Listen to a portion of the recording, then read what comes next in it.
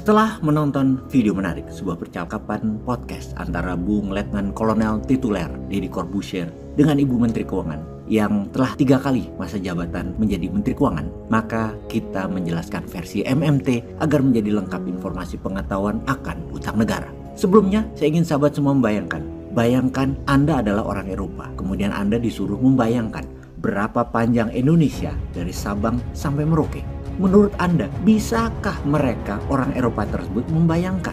Sebuah survei baru-baru ini dilakukan di Eropa. Pertanyaan geografi tentang jarak Indonesia dari ujung barat ke ujung timur. Maka ada 3 jawaban bagi para responden untuk memilih. A. Berjarak dari London ke Paris. B. Berjarak dari London ke Barcelona. Dan C. Berjarak dari London ke New York. Tahukah sahabat, dari 980 orang yang ditanya hal tersebut kepada warga Eropa di tahun 2021, yang ternyata tidak ada satupun yang menjawab bahwa Indonesia jaraknya dari barat ke timur adalah sejauh London ke New York yang memakan waktu 7 jam perjalanan pesawat. Iya benar, Sabang sampai Merauke kalau menggunakan pesawat memakan waktu jarak jelajah 7 jam sejauh 5.000 km, sama dengan jarak London to New York atau seluas Laut Atlantis luasan Indonesia itu. Indonesia adalah negara besar bukan hanya di perkataan, tapi besar dalam arti sebenarnya. Secara luas wilayah dan lokasi geografi, Indonesia adalah negara besar. Apa yang membuat Indonesia sampai sekarang belum menjadi negara juara atau champion country? Apa yang membuat tingkat kebahagiaannya belum tinggi untuk tinggal di Indonesia? Apa yang membuat Indonesia ranking jauh di bawah atas kemudahan berbisnis atau ease doing business? Baru ranking 70 di dunia ini. Sekarang kita masuk melengkapi penjelasan interview Ibu Menteri versi MMT. Apa yang menyebabkan mata uang rupiah nilainya terus merendah dari tahun 70-an yang $1 kira-kira 300 rupiahan. Sekarang $1 15.500 rupiah. Nggak pernah menguat-menguat. Juga di dalam membangun pakai hutang. Dan hutangnya semakin membanyak dibanding dengan produk yang dihasilkan dan diekspor. Kalau kita bandingkan dengan negara lain, misalnya dengan Tiongkok, hutang negaranya $4,8 triliun, namun ekspornya $6,3 triliun setahun. Jepang hutangnya $5,5 triliun, ekspornya $5,6 triliun setahun. Indonesia hutangnya $460 billion, ekspornya hanya $268 billion setahun. India hutang negaranya $610 billion, ekspor $400 billion setahun. Indonesia mirip India, bedanya India lebih kaya 3 kali lipat dari Indonesia. Mereka kekayaan nasionalnya $3,4 triliun, GDP nasional Indonesia hanya $1,2 triliun atau $1.200 billion. Amerika hutangnya terbesar di dunia. Betul, sangat setuju dan sangat benar. Hutang Amerika itu kira-kira $30 triliun.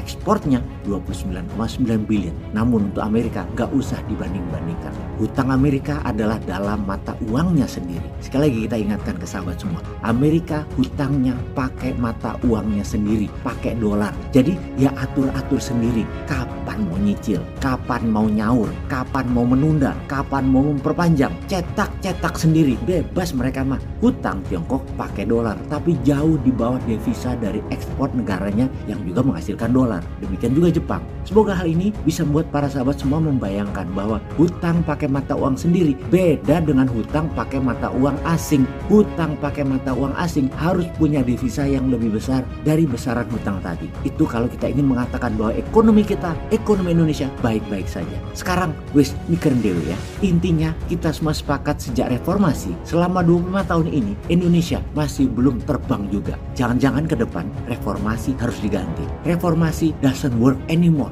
Bukan tidak jalan kemarinnya, tapi ke depannya kurang bisa jalan. Yang pasti tidak cocok buat Indonesia ke depannya. Kita review sekarang. Apakah Mas Ganjar masih membahas spirit yang lama reformasi dan spirit kabinet gotong royong dengan tema kedepannya adalah pembangunan berkelanjutan, atau Pak Prabowo bawa perubahan, atau beliau juga bawa pembangunan berkelanjutan menyambung reformasi dan kabinet gotong royong, atau membawa misi perubahan baru? Nggak tahu juga. Atau kita lihat lagi, Mas Anies tuh bawa perubahan berbeda dengan kabinet gotong royong, namun atau masih ala reformasi atau beda dari kabinet gotong royong, beda dari reformasi? Nggak tahu juga.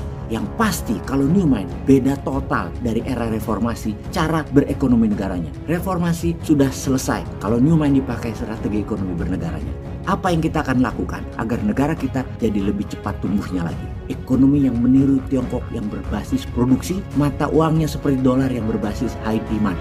Bagaimana Amerika menciptakan kebutuhan demand terhadap dolar agar selalu tinggi? Ini adalah dua seni bernegara yang kita, Indonesia, wajib tiru ke depannya dengan New Mind, dengan MMT. Gabungan kekuatan mata uang dan produksi akan membuat Indonesia menjadi negara berdaulat. Maka dalam MMT bukan printing money kekuatan utamanya, tapi produksinya. Dan apa yang Indonesia produksi? Kita harus menyadari kekuatan Indonesia salah satunya adalah sumber daya alam. Nah, strategi terbaik dan seharusnya adalah sisi hulu atau sisi tambang harus mayoritas kepemilikan usahanya adalah nasional, swasta nasional. Lalu midstream atau industri tengah setelah tambang seperti smelter sampai refining pemurnian harus juga mayoritas lokal nasional. Baru hilirisasi industri tingkat akhir dan tingkat tinggi baru boleh investasi asing dengan syarat ada transfer teknologi kepada putra bangsa. Kunci investasi asing fokus hanya di hilir, di ujung, di high tech saja. Dengan high tech tadi agar juga menjadi transfer knowledge kepada putra bangsa. Nah, sektor tambang, sektor midstream, smelter, pendanaannya ya pakai printing money, gak pakai uang asing, gak pakai tenaga kerja asing, dan pasti Indonesia GDP-nya naik 3 kali lipat dalam waktu cepat. Lalu mata uang rupiahnya bagaimana? Ya pakai emas, pakai gramasi emas sebagai alat tukarnya. Dah sesederhana itu. Kan emas lebih kuat dari dolar. Wani ora?